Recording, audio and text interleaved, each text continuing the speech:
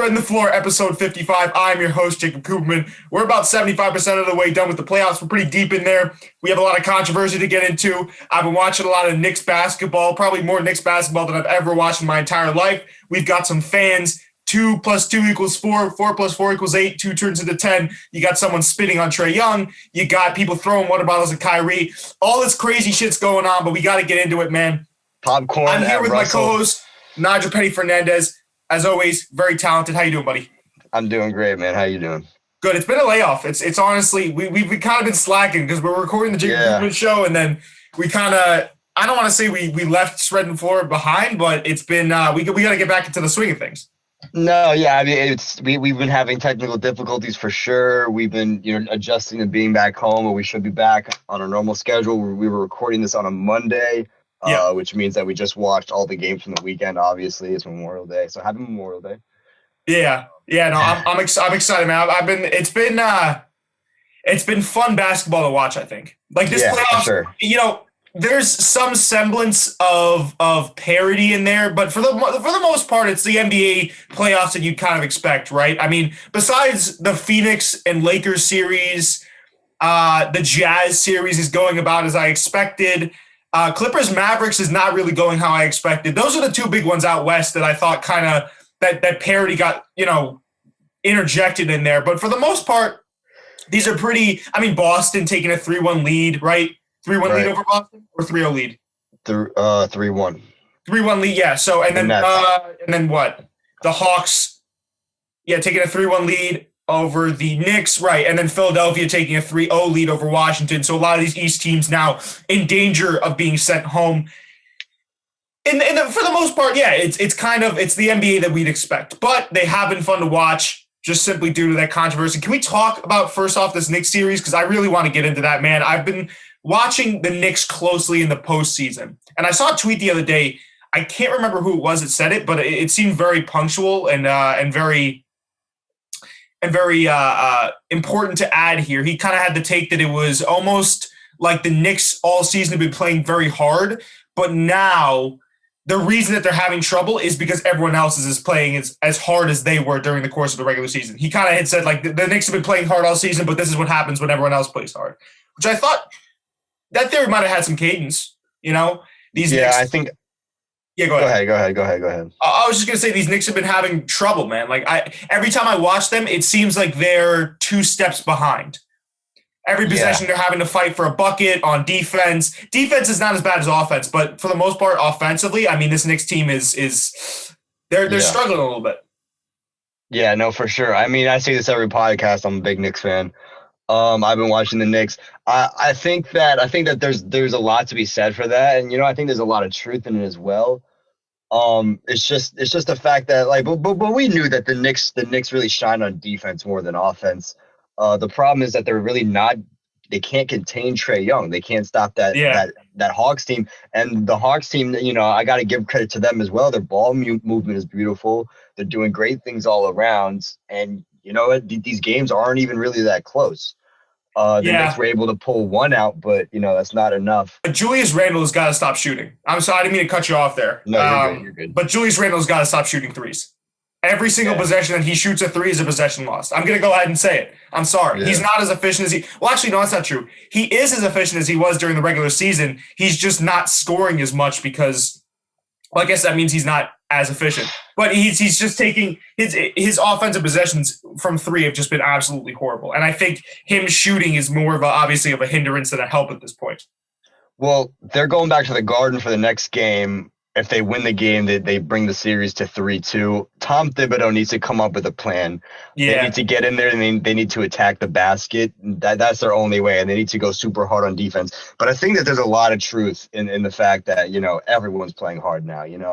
And it's just the Knicks just got to start keeping up. It's just the end of the story. Yeah, I like what you said about Tom Thibodeau. I think he needs to figure out a way because I'm pretty sure they've been pretty heavily doubling Julius Randle all series. Yeah. And Derrick Rose has been doing a good job of stepping up, but these other guys have to figure out ways to get open because, again, on offense, I'll watch Julius Randle drive in. He gets doubled. He passes out to Derrick Rose. There's a guy already in his face contesting his shot. Derrick Rose passes it to RJ. Same situation. RJ passes it out to Taj or Noel or whoever's out there. And it's the same old regular schmegular. And eventually it's like if they do convert on an offensive possession, it's from a tough layup, which they really have to fight for, or it's at the line. So, and, you know, of course there's the odd out three in there, but they have to. I just think it's the Knicks have to be a lot more careful with their offensive possessions and a lot more precise. Because right now they're just, I'm sorry, Nigel, I know you're a Knicks fan. Dude, they're playing sloppy. To me. No, they are. They are playing sloppy for sure. My whole thing is I'm watching the game and I'm like, the two young stars are Trae Young and RJ Barrett. Those are the two guys, you know what I'm saying, that everyone is excited to see grow and everything. RJ needs to start taking this personally. You know what I'm saying? He's a second-year player. I think Trae Young is second year as well, or third year, right? Somewhere in that area, yeah. Yeah, RJ Barrett should be going out there and being like, "Why is Trae Young the headline of this series? I should be the headline of the series." Like, I want RJ to go out there and start taking it like personally. You know, like why can't he just? He needs to step. I know you can't just give a guy basketball skills. I'm not saying that, but he needs to go out there and he needs to at least want to. You know, like, yeah, it seems like the momentum that he's kind of built up over the course of the season is evaporated, for lack of a better term. I don't know. It's not completely evaporated, but it's not. Maybe you're right. Maybe it's the intensity that's not there. I don't see that same pop with the way that he plays. And I think I think you're right. I don't know if he necessarily has to take it personally, but I think he has to realize that, hey, all right, I'm part of this. I don't want to. It's not a historic Knicks team, but it's a Knicks team that's getting a lot more press because they're doing something that hasn't been done in such a long time, right? He has to realize that he's part of something special, and that he's in the postseason. And this is his first postseason, so he's naturally he's not going to know how to act. But you got to realize that in the NBA, obviously the skill, the competition level is so much higher, the skill level is so much higher, the physicality is different, and then you get into the playoffs, and that's an entire another beast in itself. So I agree with you, man. I think RJ just has to realize that while I don't think he is the young star of the Knicks, I don't think he's the center of the attention. Can we say he's the third option on that team? Yeah, I'd say that, yeah. Is that a fair assessment? So he's the third option on that team. You need your third option to be performing in the playoffs. No other way around. He just looks nervous. And again, that's expected because the kid's in his first playoffs. So I give him a little slack there. But if the Knicks want to survive this, which it's looking like they're not, and I'm going to be tuned in Game 4, man. I want to see, or excuse me, Game 5, right? Yeah, 5. Game 5 at the Garden, which is going to be crazy again. I want to see what goes on, especially because there's so much bad blood, right? There's a good segue. We can get into this. The fans spitting on Trae Young. Then we'll talk about the whole Kyrie situation. We could talk about Russ getting popcorn thrown at him. These fans, this playoffs, maybe it has something to do with the fact that everyone's back in the arenas since COVID and kind of just people, and maybe combine that with the fact that there are a bunch of really excited Knicks fans, right, at MSG, and they're all raring to go and they're getting ready. And I get that. But to spit on a player during COVID, I mean, I don't think I have to tell people listening at home why that's really, really stupid, even if you are vaccinated. Well, even just without the whole pandemic thing, is just you don't spit on a guy, especially not someone who's performing, you know, playing a game for your entertainment. You know, you pay for tickets to watch this guy play basketball, and you go there and you spit on him. I mean, that's just ridiculous. You don't spit on anybody. It doesn't matter, you know. So, I mean, it's just ridiculous. But if you look around, it's happening all around the league. You had the water bottle in Boston. You had the popcorn in – was that in Washington? No, that wasn't in Washington. That was in Philadelphia. That was away at Philadelphia. Because, Philadelphia fans are notoriously bad. Yeah, and so are Boston Celtics fans. Knicks fans, I think, were better than that. I'd like to say that, but yeah, you hope.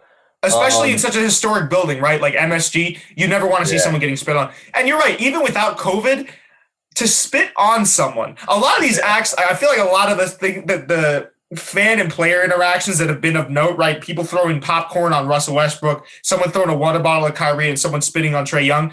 Those in the street, as Russell Westbrook astutely pointed out, will get you slapped. Oh, yeah, no, those will get you slapped. And the reason that these fans are doing it is because they're behind a group of people. So if you look at it through that lens, even then it's like, oh wow, like you're paying think about this. You paid to watch grown men play basketball. And you're so low of a person that I don't know, he was doing so well that you felt like you had to A, spit on him, B, throw popcorn, or C, throw a water bottle at him. Now, Kyrie, I think it's important that we point this out. I think it's important that we point out the fact that Kyrie did stamp on the Boston Celtics logo. Either it was post game or pre game. But like, why would he do that though? Like, that is, I mean, listen, if you know you're going back to, and you know what, I think it's important that we have to talk about the racial side of this in a second. But I just wanted to, strictly from like a basketball standpoint here, you go to the team that you promised you'd stay at, you left, right? And you've since then publicly came out and stated the arena has bad energy. You've saged it. You've kind of you've taken these little jabs, these little bars at your former team, and you go there and you stamp on the logo, kind of like you just spit on the ground and you're stamping it out, or maybe like you threw a cigarette down and you're done with it and you stamp it out. That's what he did to the Celtics logo. You expect the fans not to be enraged and not to throw water bottles at you? Yeah. You know, and again, like that fan's behavior was totally unwarranted. Totally. Right. You should never do that. But for Kyrie, and maybe Kyrie didn't say this, but for him not to expect hostile behavior and to do that, it's like, yeah, you're gonna invite hostile behavior if you do that to a home team's logo. Yeah, and Kyrie's the first one to complain about hostile behavior and you know, fans being a certain way, and then, you know, trying to invite it or incite it. Obviously, that's on Kyrie. But it's also just like, you can't throw a water bottle at the guy, and it's also you know, also that guy just had such bad timing. Like, you know, they just banned 2 fans, like literally the day before. Yeah. For spitting and the popcorn thing, and then you throw a water bottle at Kyrie, and now they arrested him and they're trying to charge him with assault with a dangerous weapon. It was just, if the Trae Young incident and the Westbrook incident didn't happen before that, he might have got away with it. You know, probably not though. I mean, it was bad. It was bad timing for sure, but I still think that the charge would have remained the same, and he probably still would have gotten a lifetime ban from TD. We actually, a local Celtics fan, Jerry, was at that game. He said it was a fun atmosphere, really? But he said he didn't see the event in question. Okay. But either way, that's crazy. I mean, that's insane. I think whether the water bottle was dangerous comes down to, was it full, or did he drink the water in the bottle?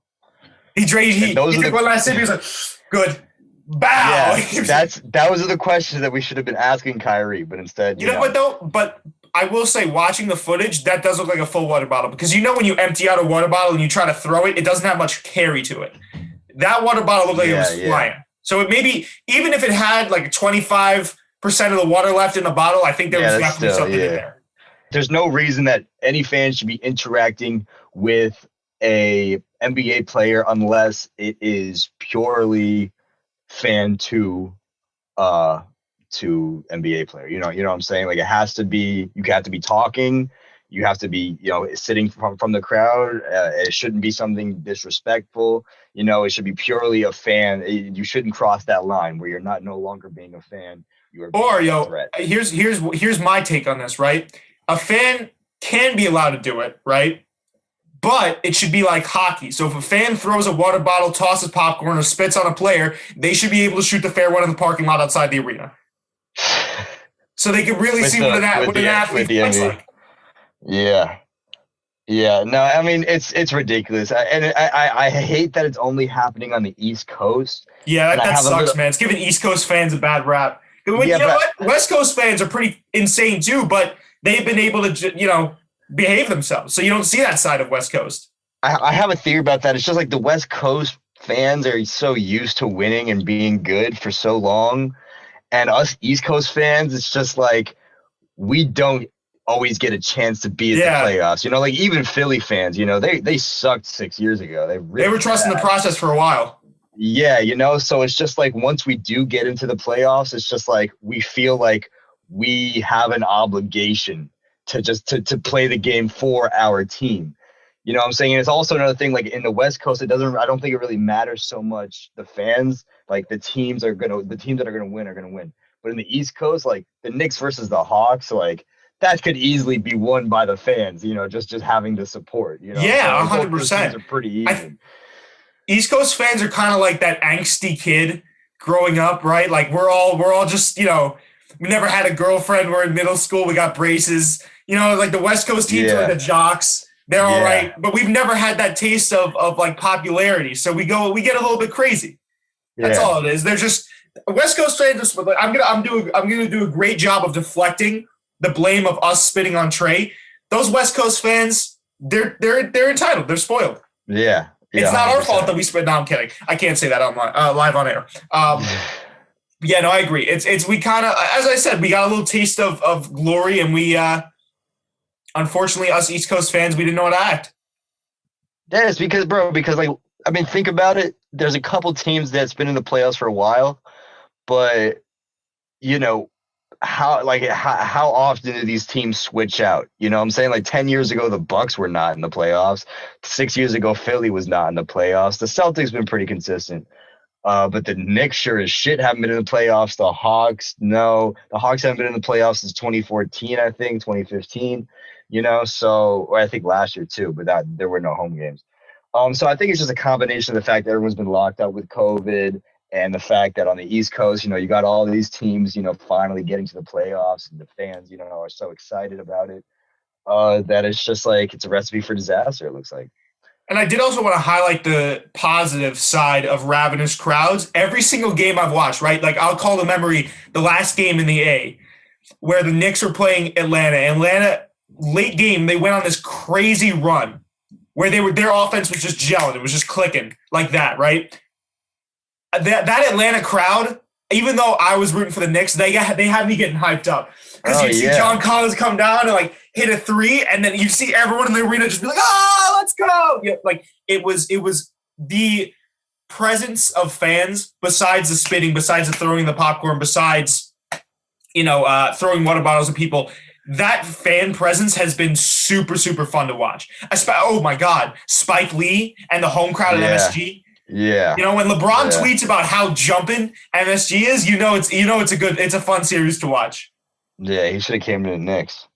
But man. Yeah, wasn't there a report that he was supposed to come here? There was a lot of teams that he was. Lakers was one of those teams that he was rumored to go to, but it was one of those like unlikely ones. But I digress. Yeah, I think that no, I still stand by that. I think Zion's going to come to the Knicks. I still stand by that. But anyways, again, I digress. The better things are coming for the Knicks. I will walk back my take from earlier on in the year where I said I don't know if the Knicks are going to be able to attract free agents. I think with this playoff series and seeing, maybe players seeing that presence of home fans at MSG, that might attract some more people, I think. Well, just the success of the Knicks this year, I think, will attract people. Yeah, but I think even this playoff series, and again, seeing all these fans come out and support them, showing their presence. Besides the spitting on Trae Young incident, listen, this shows that if you're on the Knicks, then you're fine. And if you're not on the Knicks and you play the Knicks, you might get spit on. So even that's like an incentive to come to MSG in the hometown. Yeah. Yeah, no, for sure. And it's just also like, I know that the odds of them making past the first round are pretty low. But they were the 4th seed. Yeah. Which means that not only were they in the better half of the Eastern Conference this year, they were in the better half of the playoffs. Yeah. You know what I'm saying? So I don't know. I think there's a lot of incentive for some young, hungry talent that wants to be the star, the king of New York, can come over here. I think that man is Zion. But yeah. Better days, brighter pastures for your New York Knicks, Nigel. Yeah, no, I'm hoping. We got to talk about real quick. I just want to bang out before we end the episode. Julius Randle, MIP. My prediction cashed. Yeah. Jordan Clarkson, 6th man of the year. My other prediction, cha-ching, cashed. Yeah. And and then the Bucks sweeping Miami. Our prediction, cha-ching, cashed. I think you said that they'd sweep Miami. You said I might give them a gentleman's sweep, but they're probably just going to sweep them. And then I agree. Yeah. But so I had a lot of bad predictions this playoff too, though. I said that the Warriors going to win against the Lakers. That didn't come true. I said, what else did I say? I don't know. All I remember was I was wrong about a lot. And I was just like, you did say the Hornets were going to take it against the Pacers. Yeah. and then the Celtics would lose, I think, to the Washington Wizards. That was in the play-in games. No, I didn't say no. No way. Did you? Maybe you picked. I know for a fact you picked Hornets, but maybe you picked Boston. I'm not sure. I for sure picked the Hornets. I remember that, but I don't think I'd pick the Wizards over anyone, to be honest. Oh, okay. Well, yeah, no. I mean, listen, we'll go back and check. We'll fact check me. I was glad because most of the time you're way more on brand with your predictions. Like you hit more than you miss, and typically I think I'd probably miss more than I hit. But I was super duper jazzed, and I know I put out a clip where I predicted almost like to a T what had to happen in the game and what the outcome was going to be. Like I was like, Jason Tatum needs to drop 50, and Marcus Smart needs to have a great defensive game. And that will be the key for the Celtics. And that actually was the key for the Celtics. And then the Hornets, I was like, yeah, no, the Pacers are going to blow the barn doors off of the Hornets. Right. Yeah. But I was jazzed about that. But yeah, you win some, you lose some. Man.